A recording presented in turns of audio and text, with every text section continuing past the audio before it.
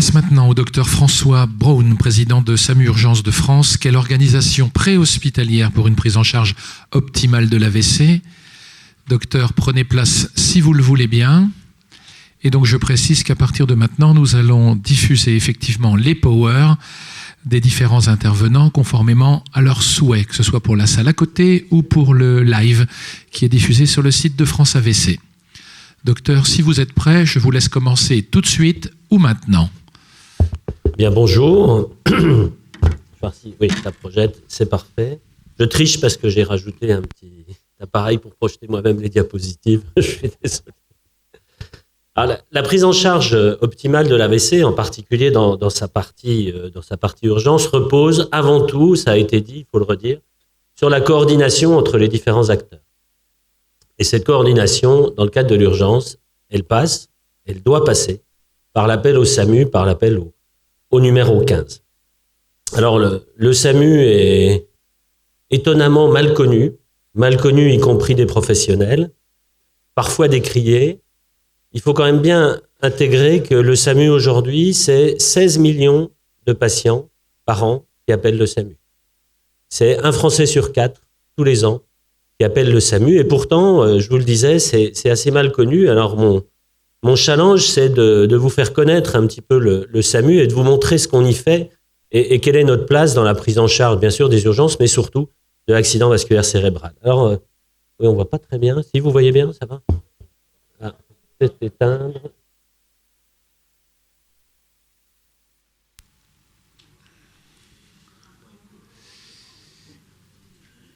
C'est pas terrible, c'est dommage parce que je vous montrais des images américaines. Souvent, les urgences sont plus connues par les feuilletons américains que par ce qui se passe réellement en France. Et pourtant, cette organisation nord-américaine est complètement différente de notre organisation française.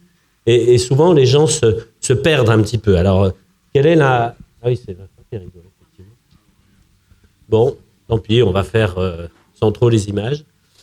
Donc, quelle est la différence entre ces deux organisations et qui explique qu'on ne voit pas la même chose à la télé? Eh bien, quand vous avez un problème urgent, et là, normalement, c'est un AVC, dans notre système français, vous appelez le 15, vous avez un médecin au téléphone qui va aider à faire le diagnostic, qui va faire une orientation diagnostique et qui va s'arranger pour que vous soyez transporté directement vers l'hôpital le plus approprié pour vous prendre en charge, pour prendre en charge cet AVC. Contrairement à ce qui se passe chez nos collègues anglo-saxons et d'autres pays dans lesquels on essaie de promouvoir ce système, lorsque vous avez un problème urgent, vous appelez un centre sans médecin qui va tout de suite vous envoyer une ambulance. Et cette ambulance, certes, va arriver très vite, mais va vous amener à l'hôpital le plus proche.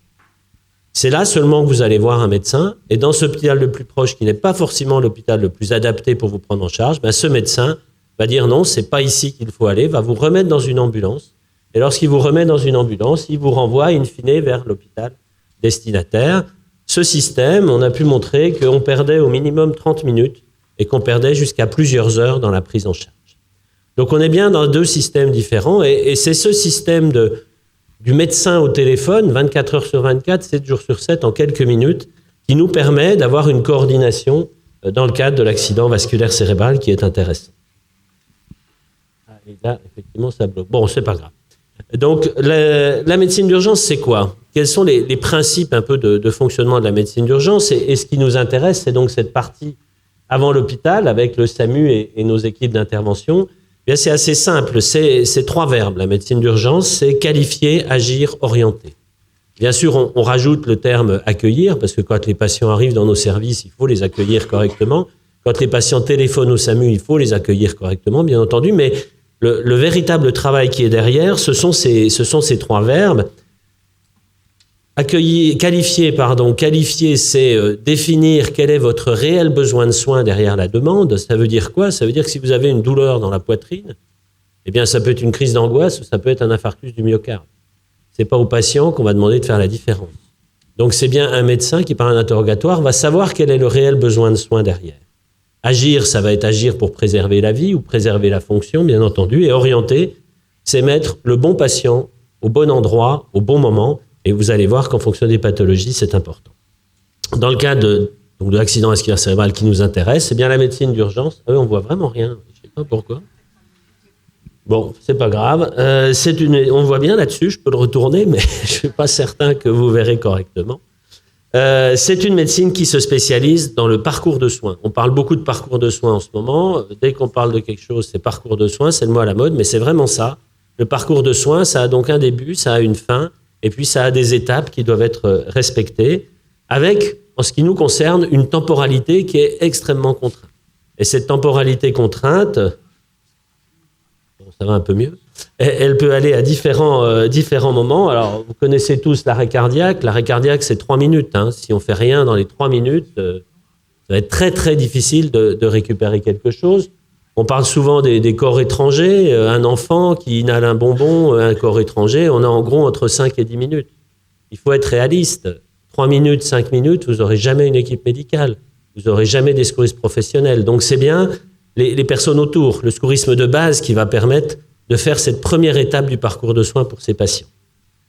Quand on parle du traumatisé grave, de l'accident de la route avec des blessés graves, eh bien, on est de l'ordre de cette fameuse golden hour qui est définie par les Américains, sur aucune base scientifique d'ailleurs, enfin, on s'y rattache tous.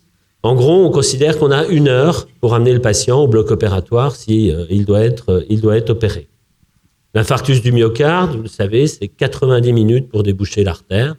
On est là dans une temporalité qui est un petit peu différente. Et dans cette temporalité, l'intervention de nos équipes de réanimation préhospitalière, l'intervention du SMUR joue toute sa place pour stabiliser les gens et les amener au bon endroit. L'accident vasculaire cérébral, on est encore dans une temporalité différente. La temporalité de l'accident vasculaire cérébral, bien sûr, chaque minute perdue, ce sont des neurones perdus, mais on est dans des délais de 4h30 pour arriver à déboucher l'artère lorsqu'on parle bien sûr d'un accident ischémique. Et là, on n'est plus dans un problème de secourisme, on n'est plus dans un problème de médicalisation préhospitalière, on est dans un problème d'organisation de ce parcours de soins pour être le plus efficace possible. Alors l'AVC, allons-y, on en parle beaucoup. C'est probablement, avec l'infarctus, il y a une dizaine d'années, la pathologie pour laquelle il y a le plus de publications de très haut niveau international. Donc, ne vous inquiétez pas, je ne vais pas du tout les reprendre. On va aller dans du pratico-pratique. Alors, appelez le SAMU, ok, d'accord, on appelle le 15, mais encore, c'est quoi finalement appeler le 15 ? Alors, je vous l'ai dit, accueillir, qualifier. Toute suspicion d'AVC doit être considérée comme un AVC et le doute doit toujours bénéficier au patient. Alors, ça nous pose énormément de problèmes au niveau du SAMU. L'AVC fait partie, en tout cas, l'apparition de signes neurologiques brutaux ou décrits comme tels, c'est l'une des 3 premières pathologies qu'on prend en charge au niveau des SAMU. Toutes ne sont pas des AVC, heureusement. Il va falloir faire le tri dans tout ça. C'est le rôle du médecin régulateur. Mais c'est énormément d'appels grâce aux campagnes de sensibilisation. En gros, entre les signes neurologiques qui vont du picotement au bout du doigt jusqu'à l'hémiplégie et tous les épisodes de douleur thoracique, c'est plus de 50% de notre activité quotidienne. Agir, eh bien sûr, s'il y a des signes de détresse, il va falloir que nous engagions nos équipes de réanimation préhospitalière.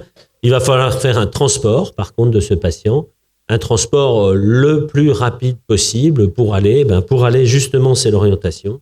Quand on a des signes neurologiques d'apparition aiguë, on ne va pas chez son médecin traitant, on ne va pas au service d'urgence, on appelle le 15 qui va vous amener directement vers un centre d'imagerie, scanner, IRM, parce que c'est ça qui doit être fait. Comme on doit amener un infarctus directement en coronarographie, on doit amener un AVC directement à l'imagerie cérébrale.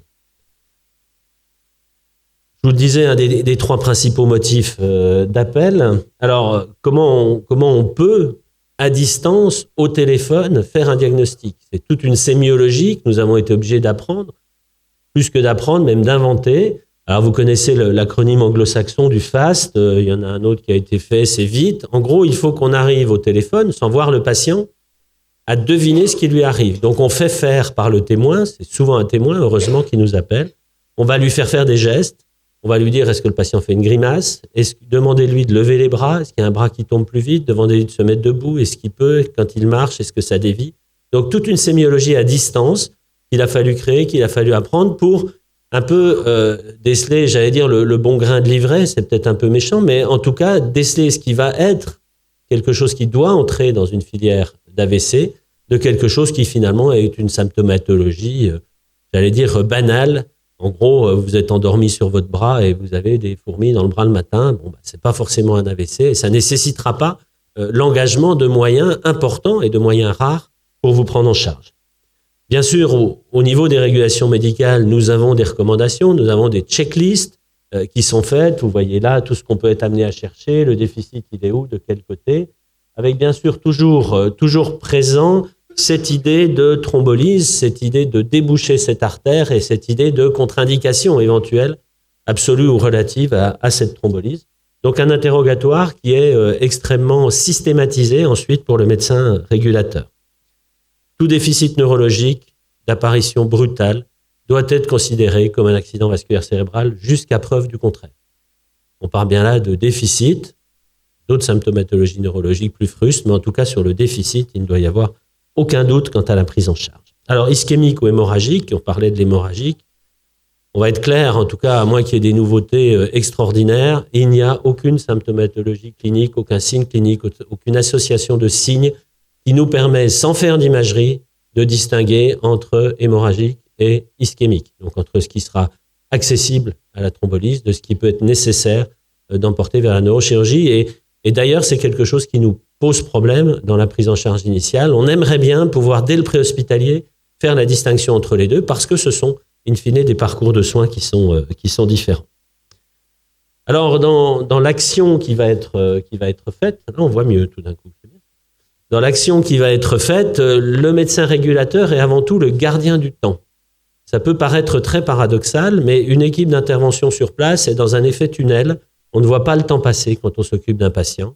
Or, le temps est notre ennemi dans le cadre de beaucoup de pathologies aiguës. Vous avez vu la temporalité que je vous ai expliquée. Alors, le rôle du médecin régulateur, ça va être d'identifier, si possible, le début des symptômes, puisque les 4h30 dont je vous parlais tout à l'heure, c'est à partir du début des symptômes. Et ensuite, vous voyez qu'on a un certain nombre d'étapes qui sont extrêmement importantes et que nous allons devoir estimer l'arrivée sur la table d'imagerie, l'arrivée possible de la réalisation de cette thrombolyse si elle est nécessaire. Donc vraiment, un de nos rôles principaux, ça va être d'être gardien du temps. Et puis bien sûr, la nécessité d'évaluer cette possibilité de thrombolyse, s'assurer que le patient n'a pas de contre-indication à la thrombolyse, qu'on va pouvoir entrer dans cette filière optimale de prise en charge de la thrombolyse, de l'AVC ischémique. Orienter, eh bien, c'est donc orienter, je vous le disais, le bon patient au bon endroit, au bon moment. Le moment, on vient d'en parler avec le temps. Le bon endroit, ça nécessite une connaissance pour le médecin régulateur qui rayonne, entre guillemets, ou en tout cas qui a une action sur un département entier, de bien connaître les plateaux techniques les plus proches, bien entendu. Cela nécessite un répertoire, une base de données, papier, informatique, tout ce que vous voulez. Là, je vous donne un exemple sur une ancienne base de données de la région Lorraine, où chaque commune est répertoriée. Pour chaque commune, on sait la distance jusqu'à un centre qui peut faire une intervention sur l'AVC, le temps moyen d'intervention, et en fonction de chaque commune, on va décider vers quel endroit on dirige le patient. Et savoir qu'il y a un plateau technique ne suffit pas. Encore faut-il que ce plateau technique soit disponible. Il va donc falloir avoir un contact téléphonique systématique avec les responsables de plateau technique, amener un patient dans une unité qui peut faire une IRM. On sait qu'il y a une IRM, on sait qu'il y a une unité neurovasculaire, mais l'IRM est en panne, l'unité neurovasculaire n'a plus de lit, il va probablement falloir le réorienter un petit peu plus loin. Ça, c'est tout le travail aussi de la régulation médicale, du SAMU, de réorienter ce patient si le plateau technique le plus proche n'est pas disponible. Alors, voyez, à titre d'exemple, au niveau du nord de la Lorraine, on identifie un centre, le CHU, qui fait de la thrombolyse, bien entendu, mais qui fait aussi de la thrombectomie, donc qui est le plus haut niveau de prise en charge. Nous avons deux autres centres, Metz et Forbach, qui font de la thrombolyse, des centres qui en font grâce à la télémédecine. Donc, en fonction de ces éléments, en fonction de l'endroit où se situe la détresse, de l'endroit où est le patient, nous allons orienter vers le centre le plus à même de le prendre en charge. Alors, ce parcours de soins que nous allons tracer, finalement, pour le patient, on pourrait croire assez simple. L'appel au 15 dès l'apparition des symptômes, l'engagement d'un transport sanitaire rapide et puis une évaluation secouriste en lien avec le médecin régulateur. Il s'agit potentiellement d'un AVC, oui ou non. Le sujet est accessible à la thrombolyse, on n'a pas de contre-indication, oui ou non. Oui, on va vers une IRM, le neurologue et le patient ira en UNV. Il y a un non, on va vers le service d'urgence, le patient ira probablement en UNV derrière, mais en tout cas, on n'est plus dans cette temporalité, on n'est plus dans cette course contre le temps pour la thrombolyse. Alors, la question qui nous préoccupe beaucoup maintenant, c'est la problématique des thrombectomies secondaires, des thrombolyses qui ne sont pas efficaces ou des obstacles sur des gros troncs artériels. Là aussi, pour l'instant, nous sommes très embêtés, puisque les centres, vous l'avez vu, au nord de la Lorraine, capables de faire de la thrombectomie, il n'y en a qu'un, c'est le CHU. Doit-on amener tous les patients tout de suite vers le CHU au cas où? Quels patients peut-on amener directement au CHU, même s'ils sont très loin, en se disant que c'est probablement une obstruction d'un gros tronc? Comment organiser ce que je vous montrais au départ, qu'on ne veut pas faire, c'est-à-dire ce relais par un hôpital pour aller dans un autre hôpital? Il faut aller vite. Les moyens héliportés, c'est très bien, mais quand il fait mauvais, on est quand même dans une région où il fait mauvais souvent. Comment s'en sortir? Donc là, c'est encore un parcours à construire. Là, on fait la première étape avec nos collègues neurologues, neurochirurgiens. Nous devons aller plus loin et savoir un peu comment on peut mieux orienter ces patients. Alors finalement, est-ce que c'est si simple que ça de faire la régulation d'un accident vasculaire cérébral? Clairement non. Je pense que dans la salle, vous avez forcément des expériences, voire des mauvaises expériences. Vous avez entendu des gens qui sont allés aux urgences, qui ont appelé le SAMU. On les a pas pris au sérieux, etc. Ben non, c'est pas si simple. L'infarctus du myocarde, c'est simple comme un ECG. Vous faites un ECG, vous avez un sus-décalage du segment ST, il n'y a pas de question, et encore, est-ce que c'est une dissection ou pas? Mais en tout cas, c'est relativement simple. Pour l'AVC, le médecin au téléphone, il est qu'au téléphone, c'est très compliqué. Alors, comment peut-on améliorer la pertinence de ce diagnostic à distance de l'AVC? Qu'est-ce qui est à notre disposition pour cela? Eh bien, nous sommes pas dans les implantations de choses, mais en tout cas, on travaille là aussi pour améliorer. Et pour améliorer, la première des choses, c'est des applications. Je pense que vous avez tous un smartphone dans la poche. Donc, il existe des applications sur smartphone. Là, je vous montre My15, qui permet bien sûr d'appeler directement le 15 en cliquant sur le petit logo. Quand les 15 sont équipés du bon logiciel, ça fait remonter des informations de santé vous concernant. Et surtout, ça permet également aujourd'hui d'envoyer des photos. Et demain, quand je dis demain, c'est dans 3-4 mois, ça va permettre de faire de la visioconférence avec le patient par des systèmes comme FaceTime. Donc les gens non seulement vont nous appeler, mais on va leur dire tournez votre téléphone et on va voir la personne en face. Ce qui pour le médecin régulateur sera beaucoup plus intéressant pour ce qui est de l'examen et essayer de trouver s'il y a vraiment un déficit. Alors ça, c'est pour la population générale. Pour les professionnels, nous avons testé à Metz et nous sommes en train de déployer des systèmes de lunettes connectées. Ici, c'est un vieux modèle de Google Glass qui a permis, on a testé ça avec des ambulanciers, on leur donne ces lunettes et c'est de la même façon, quand ils appellent le SAMU, bien, le médecin régulateur voit ce que voit l'ambulancier. Donc, ça lui permet de faire l'examen clinique. On fait de la télémédecine de l'AVC, mais plus uniquement à partir d'un centre hospitalier périphérique, mais directement à partir de l'intérieur de l'ambulance. Et puis l'ultime, qu'on ne déploie pas encore en France, je vous le disais, gagnons du temps, ça a été fait à Berlin. Ce sont des ambulances scanners qui permettent de faire le scanner en bas de chez vous et d'identifier immédiatement s'il s'agit bien d'un AVC et si c'est un AVC qui est ischémique ou qui est hémorragique. Donc on voit qu'on a encore une marge de progrès, y compris dans cette partie de régulation médicale, d'appel au 15, qu'on limite maintenant trop souvent simplement le téléphone. On a d'autres outils qui vont nous permettre d'essayer, et j'espère d'être encore plus pertinent dans ces prises en charge. Alors, tout ça repose là aussi sur un réseau cohérent des services d'urgence. Notre délégué territorial de l'ARS est parti, mais c'est un ancien urgentiste, il connaît bien cette question. Ce réseau, il est comment organisons-nous les hôpitaux avec des centres qui font de la télémédecine pour de la thrombolyse, des centres qui font de la thrombolyse avec UNV, des centres qui font de la thrombectomie. Tout ça repose aussi sur des moyens de transport qui sont disponibles. Parce qu'une fois qu'on a tout ça, si vous n'avez pas d'ambulance ou d'hélicoptère pour emmener le patient, c'est très compliqué. Et tout ça repose aussi sur une coordination. Parmi ça, et on parle de l'AVC, mais imaginez qu'il y a toutes les pathologies urgences, 16 millions de patients.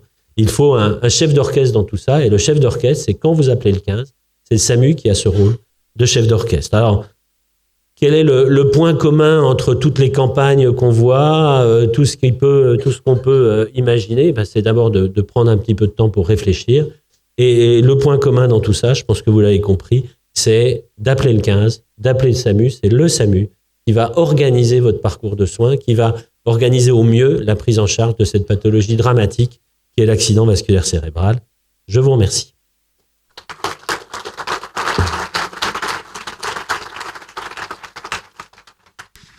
Merci docteur. Y a-t-il des questions?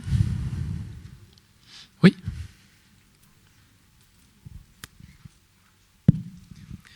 Merci beaucoup pour avoir rappelé l'organisation française de la prise en charge des AVC. Pour rappeler qu'on a des données qui évaluent ce système depuis 2010, depuis l'installation du plan AVC 2010-2014. Et Santé publique France a publié il y a 6 mois des données extrêmement intéressantes qui montrent que, premièrement, la mortalité à 1 mois a baissé de façon drastique en France pour les AVC depuis 2010, une baisse de pas loin de 20%. Et actuellement, en France, en fonction des régions, on a une mortalité à 1 mois entre 9%, ce qui est superbe, jusqu'à 17% en fonction des régions peut-être plus en difficulté. Donc le système que vous décrivez marche. Le deuxième intérêt de ce papier, c'est qu'il montre l'intérêt de rappeler que c'est dans les premières minutes que tout se joue, le pronostic vital et le pronostic post-AVC qu'on évoquera tout à l'heure. Et il y a 3 personnes qui interviennent dans ce succès initial. Un, c'est le patient et sa famille. Donc il faut éduquer la population, bien sûr les gens du 3e âge, mais aussi les adultes jeunes, sans oublier les jeunes. Et actuellement, les campagnes qui marchent bien, c'est dans les lycées. Ils sont ravis de voir l'acronyme FAST, ils adorent l'anglais, et on compte surtout sur ces jeunes pour dépister l'AVC de leurs parents, mais surtout de leurs grands-parents, et puis pour eux-mêmes, pour les sensibiliser dans la prévention primaire. Le deuxième partenaire, c'est ce que vous avez décrit, c'est le médecin régulateur du 15 et sa permanentienne. Effectivement, là aussi, maintenant, sont extrêmement affûtés. Et puis, le troisième acteur, eh bien, c'est un duo, c'est la télé-AVC, qui a quand même standardisé la prise en charge des AVC en France. Et derrière la télé-AVC, le neurologue, comme le rappelait hier Sébastien Richard. Donc, merci pour cette organisation. Son évaluation montre qu'elle marche. Et quand on compare les données européennes, hier j'ai montré le tableau, la France se situe vraiment dans le top 5 en termes de diminution drastique de la mortalité initiale et du handicap à venir des AVC. Oui, mais merci de rappeler ces chiffres. On est exactement dans la même situation que l'infarctus du myocarde il y a 15 ans, où la France est pareil. Et le pays où on a le moins de mortalité initiale de l'infarctus du myocarde grâce à une organisation. Donc on n'a pas du tout à rougir de notre organisation française autour de la régulation médicale et du SAMU, au contraire, et qu'il ne faut surtout pas la perdre, avec toutes les discussions qu'on a actuellement autour du service d'accès aux soins que veut la ministre et plein de choses. Il ne faut surtout pas qu'on perde cette composante de l'aide médicale urgente qui fonctionne quand elle est organisée correctement avec nos collègues et avec une information de la population. Madame, avec une petite présentation préalable, si vous le voulez bien. Bonjour, Audrey Martial, je suis urgentiste à Châlons-en-Champagne, où on a le télé-AVC avec le CHU de Reims. Je voulais vous demander si vous réguliez les AIT comme les AVC. Un AIT est un AVC jusqu'à preuve du contraire. Je pense que c'est... Voilà, il faut qu'on ait des principes simples. Après, quand le patient arrive, s'il arrive à l'IRM et que la symptomatologie a disparu, on discute avec le neurologue qui décidera ce qu'il faut faire, mais c'est souvent une imagerie plus que tout. Mais oui, je crois que là, à mon sens, il y a 2 choses qui sont encore mal prises en charge. C'est effectivement l'AIT, et puis c'est l'AVC du sujet jeune. Parce que dans notre imaginaire, quand on est jeune, on ne fait pas un AVC. Et quand on est jeune, on va surtout dire, non, c'est autre chose, voilà, il est fatigué, machin, etc. Donc il faut qu'on soit très très vigilant, hein, comme dans l'infarctus, je fais souvent la comparaison. L'infarctus de la femme diabétique est très mal prise en charge. L'AVC du sujet jeune, l'AIT, sont mal prises en charge aujourd'hui, en tout cas insuffisamment bien prises en charge.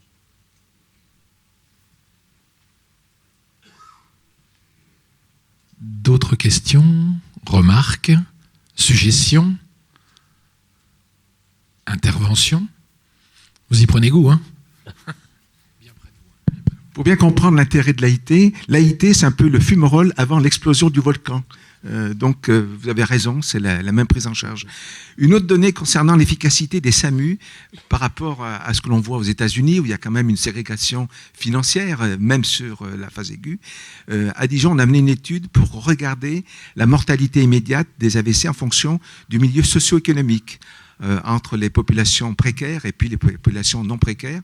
On a ces données grâce à l'INSEE qui nous repère dans une ville bien cadrée les quartiers défavorisés versus les quartiers favorisés. Les résultats, ils sont décoiffants. La mortalité à 1 mois est tout à fait identique en fonction des 2 groupes socio-économiques. Par contre, quand on regarde la mortalité et le handicap à 12 mois, je vous donne la réponse, il y a un différentiel, il y a une surmortalité et un surhandicap dans les populations en situation précaire. Ce qui veut dire que l'accès aux soins immédiats en France, c'est vraiment équitable et égalitaire. Par contre, ensuite, la prévention secondaire et l'accès à la prévention, l'accès à l'information, elle est vraiment culturelle et socio-économique, mais surtout culturelle. Merci à vous. Madame.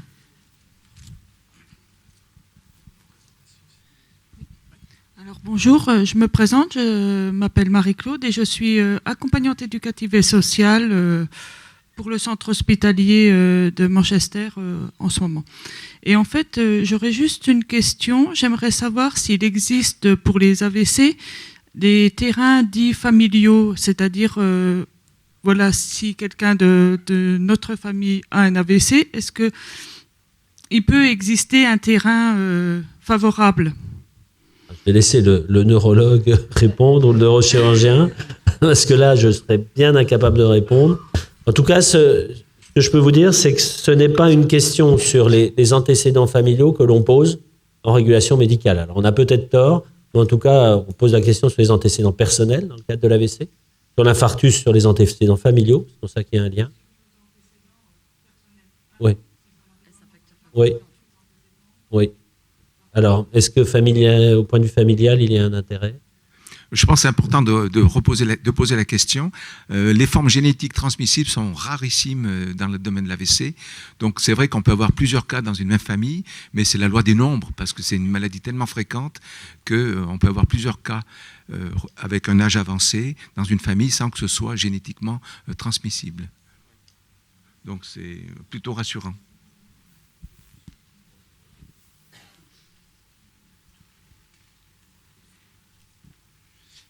La petite dernière, où on en reste là et on prend une pause. Oui.